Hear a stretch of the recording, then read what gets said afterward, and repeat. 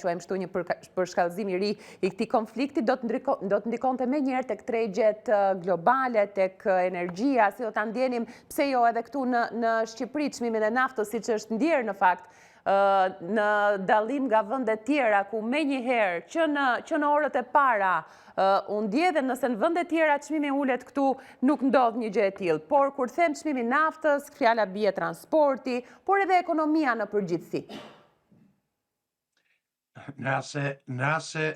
kërkon një mendim timin shumë modest për Shqipërinë, Shqipëria drejtohet nga oligarkët, Shqipëria drejtohet nga hajdutët e rilindjes, e sektit rilindjes, nuk ka lidhje fare me fushatën globale. Sepse çmimi i naftës dhe cilësia e naftës dhe gazit në Shqipëri është shumë herë më e lartë dhe më e dobët edhe në situatë paqe. Sigurisht që ky konflikt ndikon edhe tek nafta shqiptare, nuk mund bëjmë... Por jo, kaq sa që po e shohim dhe po e ndjejmë, pa diskutim. Pa diskutim që po, por në të gjitha rastet, kur do që krijon kushtet për ta grabit edhe më tepër popullin shqiptar, qeveria shqiptare nuk e humb këtë rast dhe mundësi. Së dyti, pa diskutim që bllokimi i ngushticës Hormuzit vërteton atë që kam thënë tek televizionet shqiptare në ditën e dytë të konfliktit. Që thash, pavarësisht deklaratave të amerikanëve dhe të izraelitëve, të cilët deklarojnë që do ta hapin, unë e kam analizuar në detajet më të vogla për shkak edhe të armatosjes të gjitha ishujve dhe të Bregdetit 1700 km për gjatë xhirit persik, që do të ishte e pamundur për ta zhbllokuar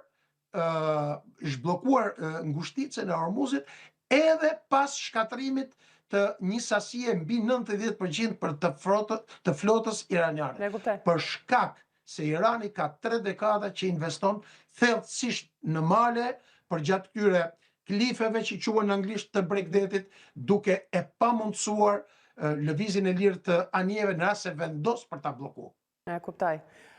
Parë në plan më të gjerë, zoti Demiraj, apo shkojmë drejt një lindje të mesme me luftë të fragmentuar ku askush le të themi nuk fiton, por të gjithë e zgjasin?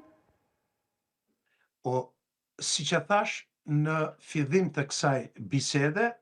sot lindja e mesme, pra ky konflikt e ka transformuar krejtësisht sigurinë, arkitekturën e sigurisë në lindjen e mesme, ku pavarësisht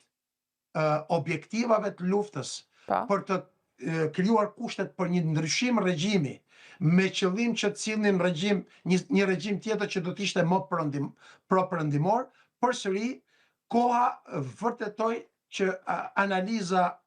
ime dhe disa ekspertëve të tjerë ishte që ky operacion nuk do të realizonte objektivat ushtarake dhe politike për shkak se sot gjendemi në një realitet tjetër gjeopolitik ku Irani, ku tashmë edhe Perëndimi e pranon se s'ka mundësi apo kushte tjera, që Irani ka mundësi për ta bllokuar ngushticën e Hormuzit dhe përrjelloj ajo që do të sjellë situata gjeopolitike pas përfundimit të këtij konfliktit, do të kemi një Iran tjetër, do të kemi kushte tjera, një Iran i cili tashmë do të kërkojë edhe pagesa shumë të larta për lejimin e kalimit të këtyre anijeve, gjë e cila nuk ishte imagjinuar kurrë më parë, dhe që Ayatollah Khomeini, i cili u vra me datën 28 shkurt, siç e dini ju, nuk do të guxonte kurrë ta bënte. Pra kemi një Iran i cili sot drejtohet nga garda revolucionare, një Iran i cili tregoi që nuk mund të mposhtej lehtësisht, pavarësisht fushatës të suksesshme ajrore dhe një fushatë krejtësisht të dështuar politike dhe ushtarake nga ana e Izraelit, jo vetëm në Iran, por edhe në Liban. Zoti Demir